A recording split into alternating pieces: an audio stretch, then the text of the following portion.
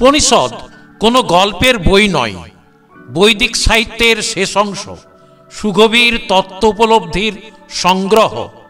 তত্ত্ব ও উপলব্ধির কথা প্রকাশের জন্য ঋষিগণ বিভিন্ন কাহিনী ও গল্পের আশ্রয় নিয়েছিলেন।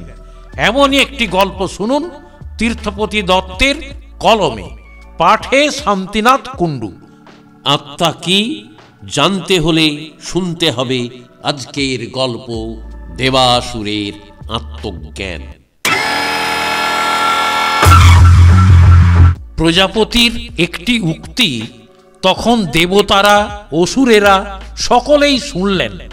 প্রজাপতি বলছেন, যিনি আত্মা, যার পাপ নেই, জরা নেই, মৃত্যু নেই, শোক নেই, ক্ষুধা নেই, তিনি সকল কামনাকে জয় করেছেন। তার সকল সংকল্প সত্য এবং পূর্ণ হয়। তাকে খুঁজতে হবে এবং তাকে জানার চেষ্টা করতে হবে। তার কাছে স্বর্গলোক বা ইন্দ্রলোক প্রভৃতি সুখের স্থান লাভ করা অসম্ভব নয়। একটা কথা দেবতা ও অসুররা বুঝলেন, আত্মাকে জানতে হবে। আত্মাকে জানতে পারলে তখন আর কিছু জানার প্রয়োজন হয় না। আত্মা জানলে এই পৃথিবীর সবকিছুই সহজলভ্য হয়। এই যে স্বর্গ নামক সুখের স্থান, তাকে লাভ করার জন্য দেবতাদের সঙ্গে অসুরদের প্রায় প্রলয়ঙ্কর যুদ্ধ হতো। স্বর্গ নামক ওই লোভনীয় স্থানটি কেন কেবলমাত্র দেবতাদেরই অধিকারে থাকবে? অসুরেরা তো দেবতাদের থেকে বল ও বীর্যে কোনো অংশে কম নয়। এদিকে দেবতারা ভাবেন দেবতারা সকল বিষয়ে শ্রেষ্ঠ, স্বর্গে কেবল তাদেরই অধিকার। প্রজাপতির উক্তি শুনে দেবতারা এক সভা আহ্বান করে ঠিক করলেন তাদের রাজা ইন্দ্রকে পাঠাবেন প্রজাপতির কাছে আত্মা কি তা জানার জন্যে। কারণ আত্মাকে জানলে যদি দুর্লোক ভূলোক সবকিছুকে জয় করা যায়, তবে তা জানতেই হবে। ইন্দ্র দেবরাজ, সকলের চেয়ে তিনি বুদ্ধিমান, প্রাজ্ঞ। প্রজাপতি একমাত্র তাঁকেই সহজে ও ভালোভাবে আত্মাকে জানিয়ে দিতে পারবেন। ইন্দ্র সব জেনে আসবেন, আর অন্যান্য দেবতাগণ তার কাছ থেকে জেনে মনের আনন্দে ঘুরে বেড়াবেন। অসুরদের আর পরোয়া করতে হবে না।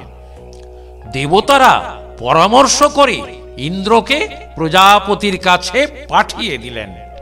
এদিকে অসুররাও দুষ্ট বুদ্ধিতে কিছু কম যায় না। আত্মাকে জানলে কেমন বেপরোয়া হয়ে সুখ ভোগ করবে তা অসুরেরা বুঝতে পারল। তারা অসুর, অর্থাৎ কেবল ভোগ করাই তাদের ধর্ম। অসুররা বেশি দেরি না করে তাদের মধ্যে থেকে অসুররাজ বিরোচনকে বেছে প্রজাপতির কাছে পাঠালেন। অসুররাজ ফিরে এসে অসুরদের আত্মজ্ঞান শেখাবেন, এই ভেবে মনের আনন্দে চলে গেলেন।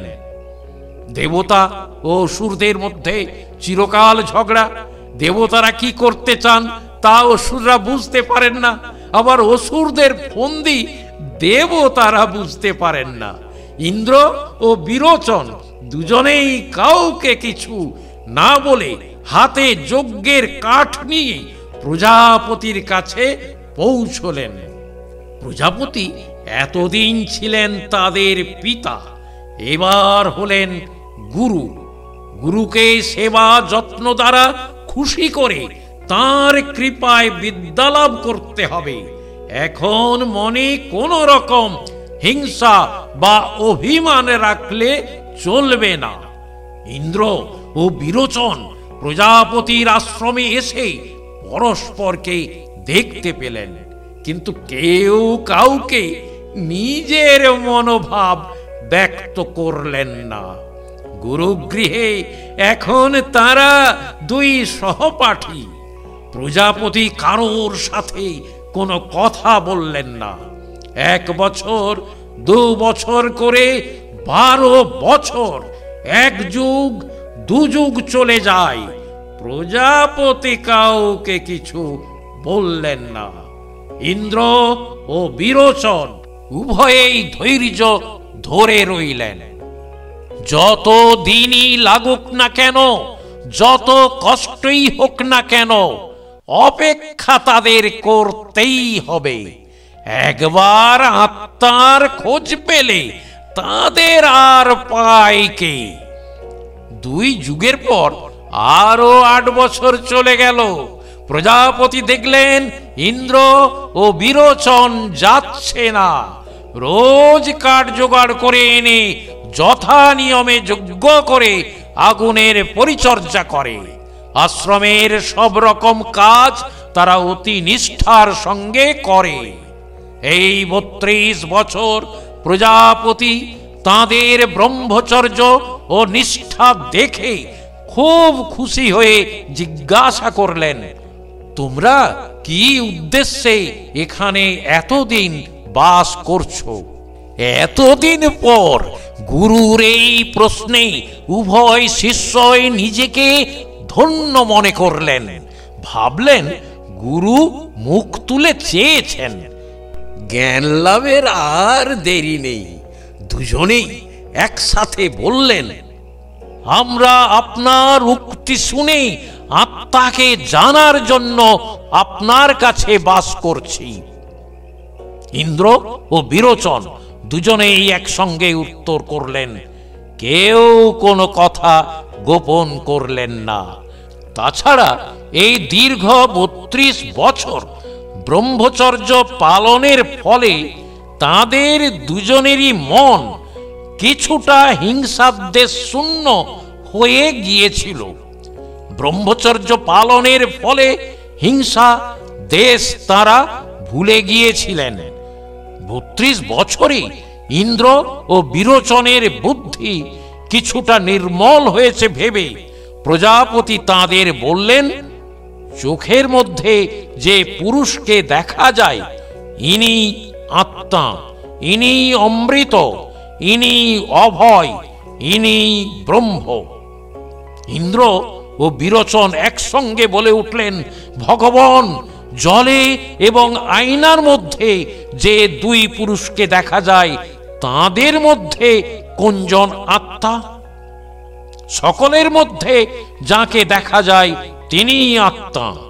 প্রজাপতি এই উত্তর করলেন আর ভাবতে লাগলেন, আশ্চর্য, এতকাল ব্রহ্মচর্য পালনেও এদের বুদ্ধি নির্মল হয়নি। আমি বললাম, চোখের মধ্যে যে পুরুষকে দেখা যায়, যে পুরুষের তেজ চোখের মধ্যে অনুভব করা যায়, সেই পরম তেজময় দেবতাই হলো আত্মা। আর এরা বুঝে বসলো উল্টো, তেজ নয় ছায়া। চোখের মধ্যে চাইলে দেহের যে ছায়া দেখা যায় সেই আত্মা। ইন্দ্র বিরোচন প্রজাপতির ইঙ্গিতে ছায়া পুরুষকে আত্মা বুঝে নিজেদের অতি বুদ্ধিমান মনে করলেন। তাই চটপট জিজ্ঞাসা করলেন, ছায়া সে তো কেবল চোখেই দেখা যায় না, জলে এবং আয়নায়ও দেখা যায়। এর মধ্যে কোন ছায়াটি আত্মা? প্রজাপতি শিষ্যদের বুদ্ধির দৌড় দেখে খুব আশ্চর্য হলেন। তারপর বললেন, হ্যাঁ, সকলের মধ্যেই যাকে দেখা যায় তিনি আত্মা।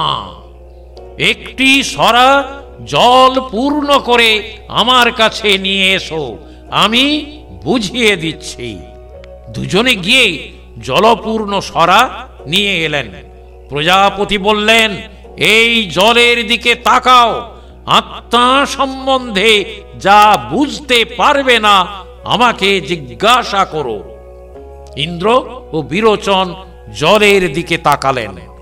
প্রজাপতি জিজ্ঞাসা করলেন, কি দেখতে পাচ্ছ? অবিকল আমাদের প্রতিমূর্তি চুল নখ সব এক। প্রজাপতি বললেন, এবার চুল নখ সব কেটে পরিষ্কার পরিচ্ছন্ন হও, শুদ্ধ বস্ত্র পরে এসে জলের দিকে তাকিয়ে দেখো কি দেখতে পাও। ইন্দ্র ও বিরোচন চুল নখ সব কেটে ফেললেন, স্নান করে শুদ্ধ বস্ত্র পরে এসে জলের দিকে তাকালেন। প্রজাপতি বললেন, কি দেখতে পাচ্ছ?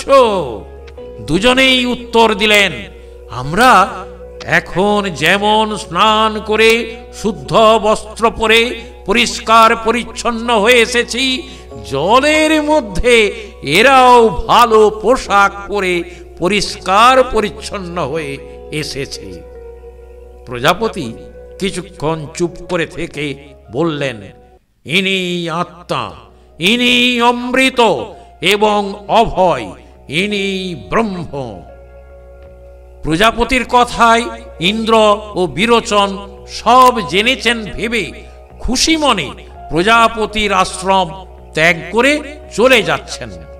প্রজাপতি ভাবছিলেন, আমি সরার জলে দুইবার দুইভাবে এদের ছায়া দেখালাম, তবু কিছুতেই এদের বুদ্ধিতে এলো না যে শরীরের পরিবর্তনে ছায়ার পরিবর্তন, তাহলে ছায়া কিভাবে আত্মা হয়? এদের চিত্ত এখন অশুদ্ধ, তাই আত্মার প্রকৃত স্বরূপ সম্বন্ধে কোনো ধারণা করতে পারল না। প্রজাপতি দেখলেন ইন্দ্র ও বিরোচন খুশি মনে চলে যাচ্ছেন। তাদের আবার তপস্যার জন্য ডেকে আনতে প্রজাপতির মনে বড় ব্যথা লাগল। তিনি ভাবলেন, আমার কথা যদি ওদের মনে থাকে তাহলে একদিন নিজেরাই সে ভুল ধরতে পারবে এবং আমার কাছে চলে আসবে।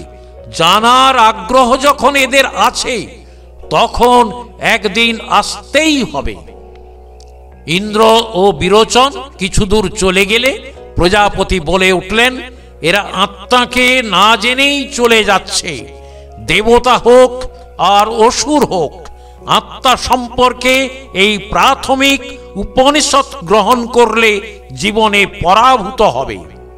এদিকে বিরোচন যেতে যেতে ভাবতে লাগলেন, চোখের মধ্যে ছায়া, জলের মধ্যে ছায়া আর আয়নার মধ্যে ছায়া, এ সবই আত্মা। সুতরাং ছায়াই আত্মা, আর ছায়া তো দেহের, অতএব দেহই আত্মা। বিরোচন মহানন্দে অসুরদের কাছে উপস্থিত হয়ে তাদের বললেন, প্রজাপতি বলেছেন দেহই আত্মা, অর্থাৎ তোমরা এই দেহকেই পূজা করবে। দেহের সেবার দ্বারা ইহলোক আর পরলোক দুই লোকই লাভ করা যায়। অসুররা নিজের দেহকে আত্মা মনে করে মনের সাধে খেয়ে দিয়ে মজা করে দিন কাটাতে লাগলো। বিরোচনের এই ভুল প্রচারের জন্য অসুররা ব্রহ্মকে তো জানলই না, উপরন্তু নিজের দেহকে ব্রহ্ম ভেবে দেহের সুখ ভোগে বিলাস বসনে মত্ত হয়ে উঠল। এর জন্য আজও দানহীন, শ্রদ্ধাহীন এবং যোগ্যহীন মানুষকে লোকে অসুর স্বভাব বলে। এই জন্য অসুরগণ কেউ মরলে মৃতদেহ ভালো পোশাক অলংকার দিয়ে সাজিয়ে রাখে, যাতে মৃত আত্মা পরলোক ও স্বর্গলোকে সুখ লাভ করতে পারে। ইন্দ্র চলেছেন দেবলোকে। 32 বছর পর আজ তিনি দেবতাদের আত্মা কি তা জানাতে পারবেন। তার এতদিনের কষ্ট সার্থক হয়েছে। কিন্তু হঠাৎ ইন্দ্রের মনে কেমন একটা খটকা লাগলো। তিনি ভাবলেন, চুল নখ কেটে ফেলে পরিষ্কার পরিচ্ছন্ন হলে দেখা গেল ছায়াও পরিষ্কার পরিচ্ছন্ন হয়েছে। ভালো পোশাক পরলে দেখা গেল ছায়াও ভালো পোশাক পরেছে। তাহলেই হাত পা কেটে কুচি কুচি হলে এই ছায়া পুরুষও খণ্ডিত হবে, আর দেহের মৃত্যু হলে ছায়া পুরুষও ধ্বংস হবে। কিন্তু প্রজাপতি তো বলেছেন আত্মা অমর, অমৃত, অভয়। এ কেমন ব্যাপার? ইন্দ্র একটু ঘাবড়ে গেলেন। হায় হায়, 32 বছরের সাধনা বুঝি ব্যর্থ হয়ে যাবে। আত্মাকে জানতে পেরেও সম্পূর্ণ জানা গেল না। এই সব চিন্তা করে ইন্দ্র আর দেবলোকে ফিরে গেলেন না, আবার প্রজাপতির উদ্দেশ্যে চললেন। বিরোচন যখন অসুর রাজ্যে অসুরদের নিয়ে বিলাস বসনে মত্ত, ইন্দ্র তখন বিষণ্ণ মনে হাতে কিছু কাঠ নিয়ে প্রজাপতির কাছে এলেন। প্রজাপতি একটু বিস্ময়ের ভান করে বললেন, কি ব্যাপার, তুমি যে বিরোচনের সঙ্গে সব জেনে চলে গেলে, আবার ফিরে এলে কেন? ইন্দ্র মাথা নিচু করে উত্তর দিলেন, ভগবান, ভেবেছিলাম আত্মাকে জানতে পেরেছি, কিন্তু এখন মনে হচ্ছে সে সব ভুল। শরীরকে পরিষ্কার পরিচ্ছন্ন রাখলে ছায়াও পরিষ্কার পরিচ্ছন্ন হয়, শরীরের মৃত্যু হলে ছায়াও ধ্বংস হয়। আমি তো এতে ভোগের কিছু দেখছি না। প্রজাপতি প্রসন্ন মুখে বললেন, হ্যাঁ, তুমি ঠিকই ধরেছ। আমি সব কথা তোমার কাছে ব্যাখ্যা করে বলবো, কিন্তু তোমার আরো 32 বছর এখানে ব্রহ্মচর্য পালন করতে হবে। তোমার বুদ্ধি এখনো জ্ঞান লাভের উপযোগী নির্মল হয়নি। ইন্দ্র রাজি হলেন। তিনি 32 বছর ব্রহ্মচর্য পালন করে সেখানে বসবাস করলেন। 32 বছর পর প্রজাপতি একদিন ইন্দ্রকে ডেকে বললেন, বাছা, যে পুরুষ স্বপ্নে পূজনীয় হয়ে বিচরণ করেন তিনি আত্মা, তিনি অমৃত, অভয় এবং ব্রহ্ম। ইন্দ্র এবার কিছুটা তৃপ্তি পেলেন। তিনি নিজেকে সিদ্ধ পুরুষ মনে করে প্রজাপতির কাছ থেকে বিদায় নিয়ে দেবলোকে যাত্রা করলেন। যেতে যেতে ইন্দ্র ভাবলেন, আত্মা অভয় কি করে হয়? শরীর অন্ধ হলে স্বপ্ন পুরুষ অন্ধ হন না বটে, শরীরে ব্যাধি হলেও এই পুরুষ ব্যাধিযুক্ত হন না বটে, এমনকি শরীরের মৃত্যু হলেও এই পুরুষের মরণ হয় না। কিন্তু স্বপ্নকালে যেন মনে হয় এই যে পুরুষ মারা গেলেন, এই পুরুষ কত দুঃখ ভোগ করেছেন, তাহলে ইনি কি করে অভয়, অমৃত, ব্রহ্ম হন? ইন্দ্র আবার প্রজাপতির আশ্রমে ফিরে এলেন। প্রজাপতি তাকে জিজ্ঞাসা করলেন, কি ব্যাপার ইন্দ্র, এই যে আত্মা সম্বন্ধে সব জেনে চলে গেলে, আবার কি মনে করে ফিরে এলে? শরীর অন্ধ হলেও এই স্বপ্ন পুরুষ অন্ধ হন না, দেহের কোনো দোষ একে স্পর্শ করে না, এমনকি শরীরের মৃত্যু হলেও ইনি ধ্বংস হন না। কিন্তু স্বপ্নকালে মনে হয় এই পুরুষ যেন মারা যাচ্ছেন, দুঃখ পাচ্ছেন। আমি তো এখানে ভোগের কিছু দেখতে পাচ্ছি না। তুমি ঠিকই বলেছ ইন্দ্র, আরো 32 বছর তুমি এখানে বাস করো, আমি সব তত্ত্ব বুঝিয়ে বলবো। ইন্দ্র আবার প্রজাপতির কাছে বাস করতে লাগলেন। 32 বছর পর প্রজাপতি ইন্দ্রকে ডেকে বললেন, বাছা, যিনি ঘুমন্ত থেকেও কোনো স্বপ্ন দেখেন না, তিনি আত্মা, তিনি ব্রহ্ম। ইন্দ্র শান্ত হৃদয়ে নিজ তপস্যা সার্থক হয়েছে মনে করে নিজ রাজ্যের দিকে ফিরে চললেন। যেতে যেতে তার মনে হলো, ঘুমন্ত পুরুষ তো নিজেকেই জানেন না, তিনি কিভাবে সমস্ত প্রাণীকে জানবেন? তাহলে ইনি কিভাবে ব্রহ্ম হন? ইন্দ্র আবার প্রজাপতির আশ্রমে ফিরে এলেন। প্রজাপতি আগের মতোই তাকে বললেন, ইন্দ্র, তুমি তো নিশ্চিন্তে চলে গিয়েছিলে, আবার কি মনে করে ফিরে এসেছো? ভগবান, এই পুরুষ তো নিজে নিজেকেই ভালো করে জানেন না। মনে হয় ইনি কোনোদিন না কোনোদিন ধ্বংস হবেন। আমি তো এখানে ভোগের কিছুই দেখতে পাচ্ছি না।